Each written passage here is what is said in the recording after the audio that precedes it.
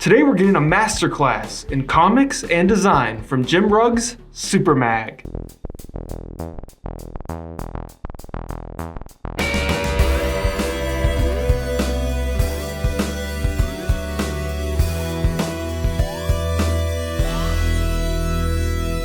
Hey comic heads, and welcome back to Dangerous Comics. I'm your host, Dane Georges, and today we're looking at Jim Rugg's SuperMag. This is a super awesome publication by Jim Rugg. It's kind of like a one-man anthology. He does have a few writers that come in and do some of the writing duties on some of the strips in here, but a really, really cool just tour de force of what a cartoonist can do in a publication like this, just kind of making it their own thing and fully exploring history of comics and graphic design. So I love this cover. It's so cool. Obviously, a lot of viewers on this channel will know Jim Rugg from the prolific channel Cartoonist Kayfabe, and there definitely would not be a Dangerous Comics channel without Cartoonist Kayfabe. It's a huge inspiration for me and why I wanted to kind of get some comics under the camera and talk about them. And Jim Rugg is a really influential artist for me as well. I really love how versatile his art style is and how he just kind of transforms his style for the story and kind of the story he's trying to tell, and uses that kind of design sense to best tell the story. I think that's really inspiring.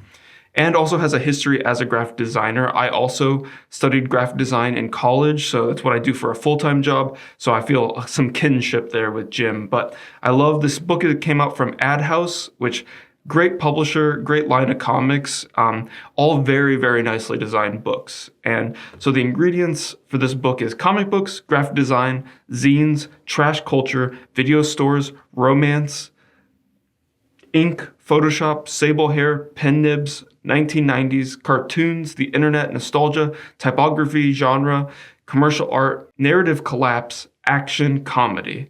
And then we got jimrugg.com, but some really nice pull quotes. I love the design of this wrestler with his eyes just popping out of the luchador mask. And really cool way to draw a crowd in the background here too. Try to avoid some of the shine we're getting on this magazine. But I really love how, we got some characters in the foreground, and then as they kind of go into the back, they're just like kind of become a head in the darkness. But really cool way to kind of sell that depth and selling that hit right on the front. They always talk about in Marvel Comics, how to draw comics the Marvel way is how to pick the best line of action or the best moment. And I think this is such a great moment of like just a second after collision in the face, and we see just the nose pushing back, spit coming out, a little bit of blood on the boot. And this is a parental advisory. Explicit content is in this magazine. It is a little bit more adult themed. We do see that it says #1. I don't believe any other SuperMags ever came out, but this is a really, really fun format. And I would love to see Jim kind of expand on it and do some more, because this book actually came out in 2013. So it's got some first edition May 2013. So quite a few years ago. Jim has definitely done a lot in that time period, but would love to see what he would come at this with a new lens in 2024. Yeah, almost 10 years ago. But really great design elements. We're kind of jumping to the back here, but I love how like there's the paperclip featured here, and then we see how it is this element of like, it's for Natalie, it's kind of dedicated to Natalie, and how he's using that to call that out and include it. It's a great use of Photoshop or just like a photographed element brought in here, and really cool adding of depth to the back cover. Also love like the price tag. Yeah, just really well considered and designed, which I think when you're reading a Jim Rugg comic, that's what you can expect. So jumping on in, we start on these two just splash illustrations, a little bit explicit, someone hooking up in a library. And I think what's really interesting with this magazine, and maybe just the exploration of this, of narrative collapse, or how you put pictures together and they start to tell a story, is how now with these two images, you do kind of start seeing some narrative here. Like we're kind of putting together that maybe this is the first part of the scene and then this is the second part, but it's really not explicitly said. It's not really like saying that these are the same two characters. We can kind of make a little bit of connections. It kind of seems like she's wearing a skirt. You can see he's got like khaki pants on with the belt. So maybe there's a connection there, but really not like saying that this is one-to-one of this is a story. But I think when you put pictures together like this, your brain automatically starts to put a story together. And that's kind of the beauty of comics, is like the reader's integration with it and what we bring to the story. And really cool, just use of like background elements in the storytelling. I love the books in the foreground, and then all of the writing on the bathroom stall is really strong here too. And another great use of Jim Rugg's just amazing typography and calligraphy skills. Every font here is slightly different. We still have like the slurp is written on here, but it kind of works as a sound effect in there. I love this. Since writing on toilet walls is done neither for critical acclaim or financial rewards, it is the purest form of art. Discuss. I think that's a really interesting kind of view of like just what is art in its purest form. And I love like just like anyone can do art, anyone can kind of write on a bathroom stall. So really cool. And we just kind of get some more of just like Jim exploring with design. This is a really cool poster, I believe, that he did for this documentary series for Healthy Artists, healthyartist.org. And it's kind of set up like it's a like an anatomy breakdown, but it's really like it's read this whole way down, and then you'd come back this way. So really cool use of kind of what we'd expect to see with anatomy, and then using it to kind of tell a story as well, and about artists. And then some more kind of like could be another cover design of Super Love comics, or with the X, but just like different styles throughout already. I love the kind of way that he's documenting and photographing some of these illustrations as well. Just like this could be blown up to be taking up the full image, but really leaving it like this gives us the context of what we're looking at. We can see the staples in it, Henry and Glenn, Forever and Ever. I love that there's like designed elements, but then we also get the ballpoint pen addition on top of it. And then also some more juxtaposition of like, we have these two characters on a motorcycle, and then going over here to someone playing a pinball game that features a character or like a centaur that's like half motorcycle, half beast, and this person played it. And man, what a hard thing to have to draw, like a motorcycle. And we got two illustrations on this spread with motorcycles. So challenging himself to draw something difficult, and just great like use of like seeing what like a black and white illustration is versus like this kind of like textured aged paper, what kind of depth that brings to it versus like the flatter black and white. Really cool. And then we kind of get this intro to what is SuperMag, why. As a comic book loving kid in the 80s, I frequented one of the newsstands in my town, and my three choices were Marvel, DC, and Archie. When I began going to comic book shops, my world expanded exponentially to self-published, independent, alternative, underground art, European and Japanese comics, plus reprints of classic strips and comics spelled COMIX. It was a lot to process as an aspiring self-taught cartoonist. In the 90s, I studied graphic design as publishing entered the digital age, in the wake of the desktop publishing revolution. Before the popular uprising of the internet, magazine design went weird. Artists were given computers, vector and raster-based software, and little to no training with these new tools. SuperMag documents my exploration of today's vast, near-endless comics landscape, and reflects my interest in printed matter and the narrative collapse. There are no rules anymore. And I think that is a great like mission statement, and I love that there are no rules anymore. And I think we're just seeing that throughout here. Jim's making a lot of choices. He's showing us illustrations in a different context. This is a book cover. I love this book cover. It's so cool. And I love like it on the aged book. Would love to, if that's a mock-up, if he just superimposed it on there. It works really well. It looks real. But I love like how he's playing with the grid design. We have the CMYK of these characters up here, kind of iconic characters drawn in like different cartoon styles, like a Lisa Simpson draw more like Dagwood. Just really cool how it starts to break down and how we're like challenging the norms of what we'd expect to see in a comic magazine or just magazine design in general, and how he's saying like with these kind of new tools, there really aren't any rules. So why are we being so strict with it when we really could open it up to really anything? We then get this really cool strip of Jim at the drawing board, or I believe it's Jim, but he's working, and all of a sudden the power goes out, and then it slowly descends into thinking that, you know, something's going on outside. Dogs barking, more gunfire and screaming. I hear something right outside. So kind of like playing on that like seclusion that a comic artist often feels. They're very in their head, very in at the drawing board, and kind of like what could go on in the world outside while that's happening. And so we turn the page and we get this really awesome exploration of a more like cartoon style strip. This is obviously in the vein of like Tom and Jerry, or like Itchy and Scratchy from The Simpsons, but playing with like shifting the book to its side and how you're going to interact with the medium. These pages are 20 panel pages with a 5x4 grid, and how animation kind of holds more of a still frame, and playing with that as it's giving us a little bit more motion or one-to-one moment as an animation would. We get this kind of darker story of these like parent mice. They've got 3 kids, and they're going to go leave their mouse hole to go get some food. And as they do, the Tom character, the cat, wakes up and starts to hunt them as they're like getting these potato chips, and playing into like that cartoon violence, taking it up a level. And we just get this cat is like going feral on them and smashes them. One of them gets away, but looks back, and their partner gets thrown against the wall, and we get this really creepy close-up of them, like, you know, they've got like the cartoon lump in their head, but they also have like exposed bones and a blacked eye, so they've like lost an eyeball. And then the owner's like, what do you got there? He throws the mouse out, and it hits the tree.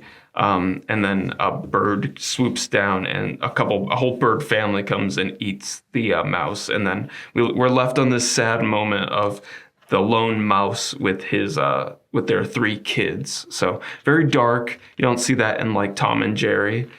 And then we continue kind of like a similar theme strip, but I love that we've like already flipped the magazine this way, so we're going to continue into it, and we can turn this way. We don't have to turn the book back, but now we get a Chester Chipmunk in For Real. And this has a little bit of a different feel.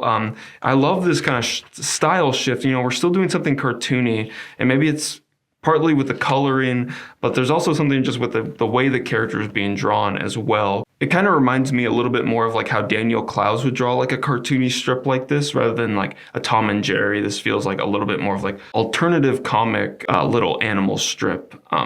So we start, and little Chester Chipmunk is going for a walk when he gets hit by a car.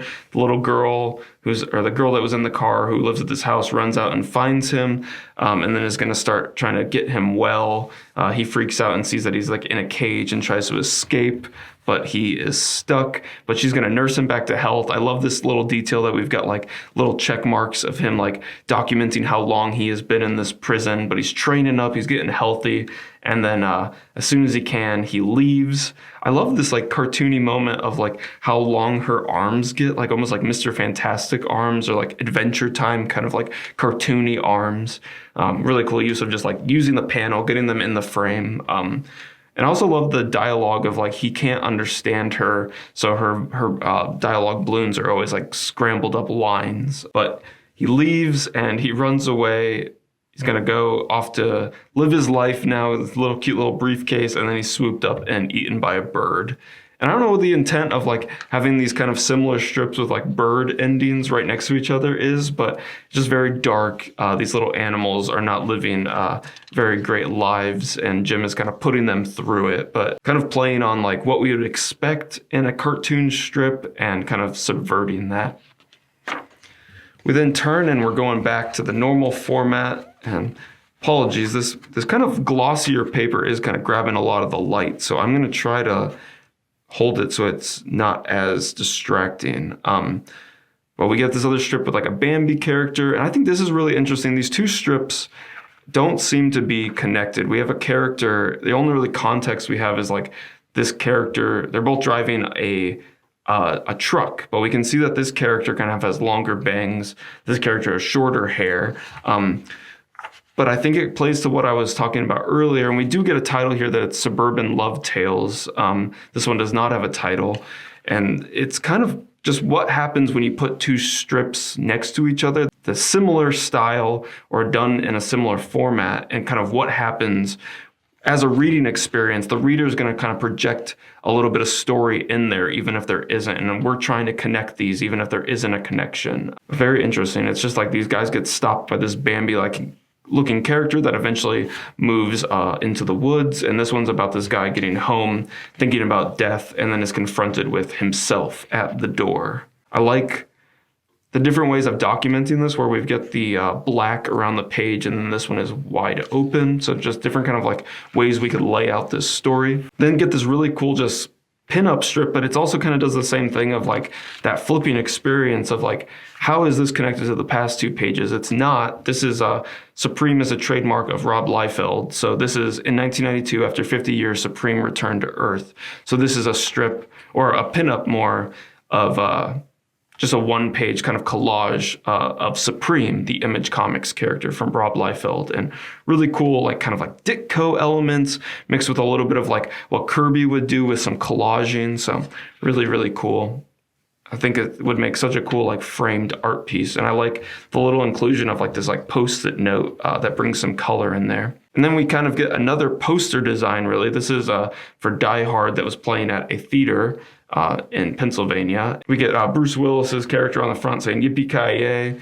And then when we flip, we get the motherfucker on the back, and we see that he's got his gun taped to his back. It's really cool the way Jim has scanned this, so it kind of gets a little bit of that other image, gets a ghost through here. You kind of see the gun here before the flip, and then when you flip, you still get the Die Hard kind of coming through, and a little bit of the after image of the colored side. We see a little bit of skin tone and then the type on the back. So really cool way to like include that and work that into the format of a page flip. Another thing I wanted to call out is the great use of, I guess it starts here, but the way that Jim starts to add page numbers here, I think is really interesting.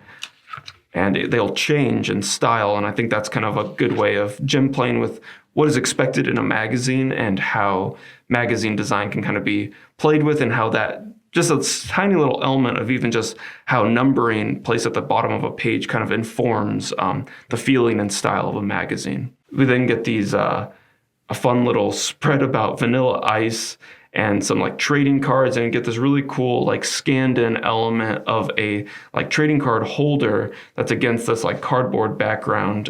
All these like, I believe they'd probably be actual trading cards like from like a Teenage Mutant Ninja Turtles 2, Secret of the Ooze, you know, from his Ninja Rap song, some other pop star trading cards. But then I love that we end on April 10th, 2008, Robert Van Winkle was arrested in Palm Beach County on battery charge for allegedly kicking and hitting his wife. So ending on a really dark note there. We flip here and we get this awesome Aphrodisiac spread. That is another comic that Jim is pretty well known for. And a really cool contrast of styles right here. We get this like 90s Liefeld kind of like illustration style. And if you notice here, it even has a line here like it would have been a 90s comic that would have been folded. And it even has little like pock marks where the staples would have been. So just an amazing design element, and kind of considering the format and how that adds a little bit of depth to this. Probably in Photoshop he did that, but really, really cool. I love like the harsh 90s color on here, all the crazy gradients and everything, and the crazy designs of like Model X is like this extremely tall, kind of like Rob Liefeld drawing of a woman. We don't see her hands or her legs. Yeah, Hornet, Latex, or Lady Latex, Hip and Hop, and Aphrodisiac. And then Dizzy. I don't know why this little kid is like hanging out with these like very erotic heroes. Also, love that the Aphrodisiac's crotch is like in the center spread, and also has like the signature like Rob Liefeld like crotch marks around it. And I love that it's just hit with that highlight. You got to really draw attention. Zero in as like the focus of the page is the crotch. And then just like so cool to see Jim just flex his artistic styling. And then we go here and he's doing a ballpoint pen drawing on just like a notebook paper for Aphrodisiac in like a Lego style. It's just amazing. And scanned really well. And I think it's really smart to give the context of the full notebook rather than kind of cropping it in. Next comes this awesome pencil comic about Bonnie and Clyde. And this guy's like setting up the scene. And he's got cutouts for all the actors. But really cool to see Jim working in just pencil and kind of how he would shade that and like what kind of details he brings out differently in a strip like this.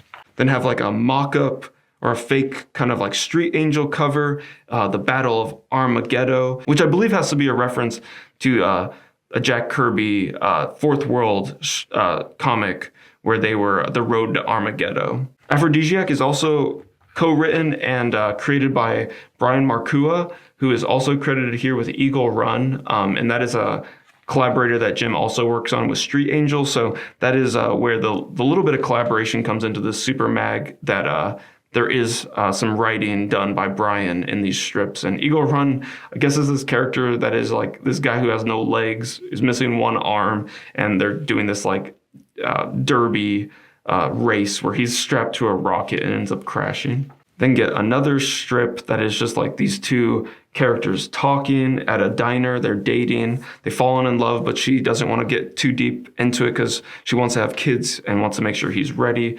But this is where I think the page numbering gets really cool too, where we've got 24 and then page 25, how we're kind of keeping that wayfinding going in the magazine to give us context, but it's also changing with the format. We get this like wrestling luchador secret identity strip where it's 6 panels with like no context, are kind of like very different in how they tell the story together of masks and identity, and with a like a George Washington quote. Then we get U.S. Ape versus the Axis of Evil, and kind of going into like a very dark and violent cartoon strip again, kind of playing with the format. This is also written by Brian, and so another collaboration. But I think it's kind of playing on like a little bit of the history of comics and like the nationalistic approach of where the villains were always like these leaders from other countries, and kind of like how it's America versus the world, and US Ape is kind of like a personification of that as he's like attacking these other world leaders and blowing them up until they get gooped together from the explosion into like one mega villain. He is then fighting some commies and escapes on a pterodactyl. So just kind of pushing the extreme craziness that you can do in comics. No rules. Let's do something weird. Then we turn and we get this amazing double page spread of like a King Kong versus Godzilla. And this really reminds me of Scott McCloud's famous Destroy, and it's kind of a similar size. It's actually bigger than Destroy by just a little bit, but just kind of like the rampant destruction and taking up the full page to do it. Another comic that I would definitely like to talk about on the channel, but I think this is just a really cool format of like, it's like we're only getting like a zoomed in view of this panel. It's like the typography is being cut off at the top, and then we're kind of going down, and it's as King Kong and Godzilla are fighting, or like off-brand Godzilla. He looks a little different, but there's like planes and helicopters around, and they're bombing them and shooting them. And then we get all the way to the bottom, and we see all of the people that are caught in the crosshairs. They're like getting smoked out and running in terror. And I love the motion of this jet just zooming by. Really great speed lines on there, but amazing just top to bottom design, and then getting us a little bit more personal with what's going on. And these people are freaking out. I don't know. Holy crap. As they're trying to get away in time. Such a great page turn, and it really just awes you with the action.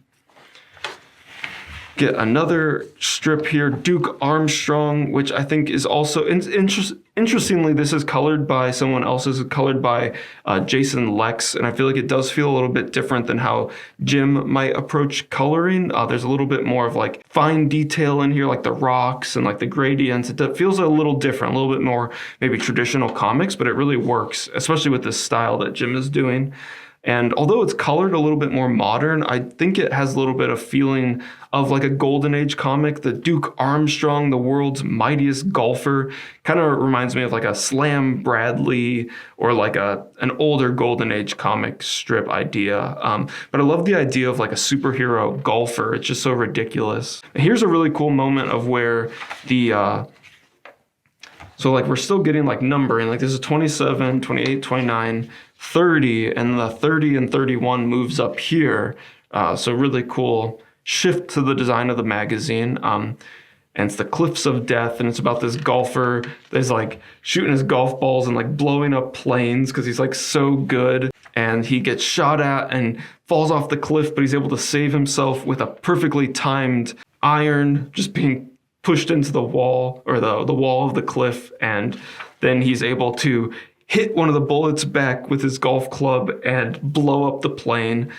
Just a really fun, like gimmicky kind of like superhero playing on like that toxic, extreme manhood. Golf is so manly as he's saying 4 and knocking a grenade. So he makes a hole in this submarine, and then after he makes the hole with the golf ball, he hits a grenade into the hole and it makes it explode. And then they think they're done, but then a big robot comes to get them. And yeah, it definitely has like that traditional kind of like Superman kind of like squinty eye look to him. Then we get another strip. This one is about some people go to an adult theater where they're going to watch some adult entertainment. And he goes with this couple, and they get set in this like special booth for couples. And instead of people watching the screen, everyone turns around and starts watching them. And then it's like really creepy as it descends into these creepy old men watching them, and they zoom out. And this is written by Robin Bowie, drawn by Jim. And the style really reminds me of kind of like another Daniel Clowes 8-Ball, kind of reminds me of like a velvet glove cast in iron. And I really like how the numbering changes again here for the 38, 39. Gets very like, it's a serif font, gets a little bit fancier, feels like a New Yorker kind of thing. Then we get Loveless. Loveless really reminds me of like a Charles Byrne. This book is skin deep, the tales of doomed romance. And so it's like a bunch of like creepy romance tales. And I think we saw that romance story earlier where the woman didn't want to get into a relationship with the man. And then we get this one. So there is like a lot of romance in here, as well as the first couple illustrations of romance. So this is another story that Brian collaborated with Jim on, but Jim is credited as story and art. But we get this guy who's kind of blending in. I really like this first panel where he's not even necessarily like the center of attention right away. We're like, who is the main character here? But we end up following this guy as he goes into the subway, and when he's on the train, he notices a cockroach on his hand, and instead of swatting it away, he's like afraid that it's going to land on somebody, but then the person next to him actually leans over and grabs it, and he gets red in the face, and it ends up being this beautiful woman that he goes on a date with, and they start getting this relationship, but then she's got this big secret to tell him, and it ends up being that she rips off her face, and she is a cockroach. So that's kind of like that Charles Byrne creepiness that I was kind of alluding to, but really great. I love like, it also kind of, a little bit of the layouts and using the circles kind of reminds me of like a Mike Allred as well. And kind of the coloring also reminds me with the flat color. And I love this ending of he's so in love with her, doesn't even mind, and he kisses this cockroach. And I love this kind of goofiness in comics where it doesn't matter, this kind of thing of like the one-to-one of like, oh, now she has these like gigantic antennae that like we're not under the mask ever, but it's just such a great like comic booky moment. And here, once again, the numbering changes. We get like an actual title for this strip down here, as well as the magazine. And then we get another kind of like lover's tale of this wife having an affair. Then we have Captain Kidd, which is probably the most like golden age story in here. And this is about Captain Kidd Explorer. And I love how Jim really adopts the kind of like golden age lettering and even adds some distress to it. And the coloring is just amazing.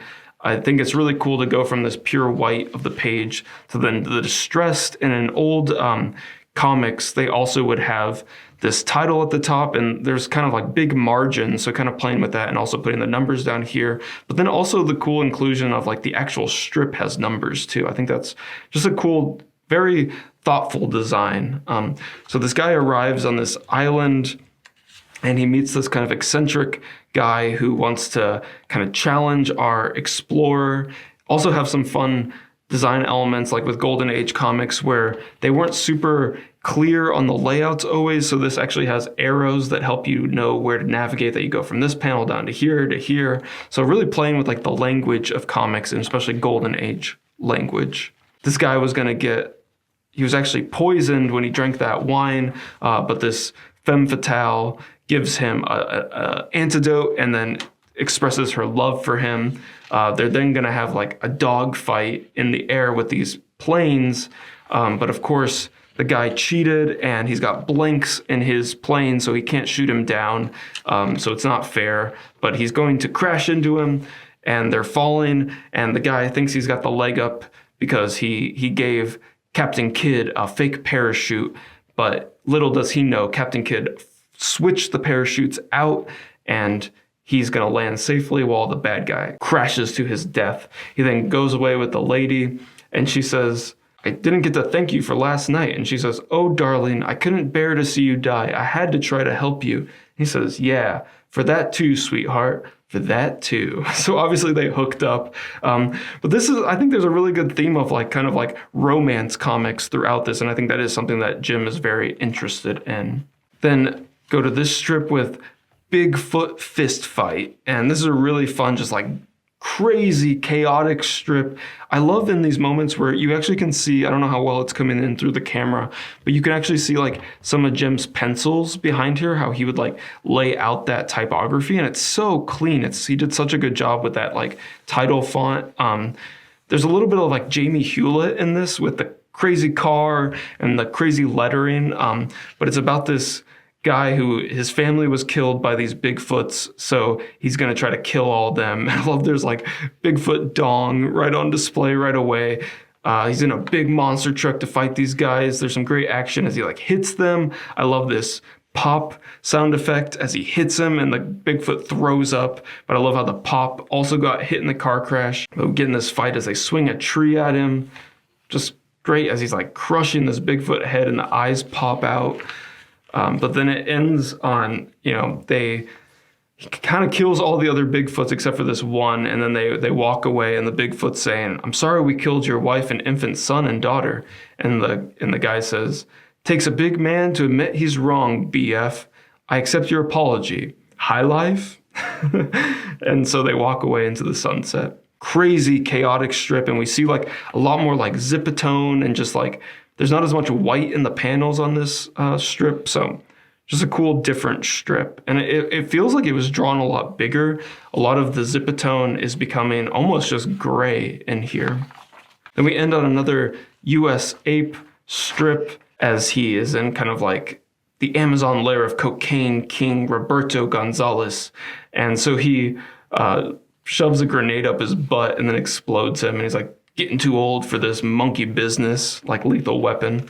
Then we end on another great like autobio comic of Jim as he was like working on this, and he's saying, "Feeling sad today, not sure why. Spent the day working on US Ape strip. This is so horrible," he's thinking.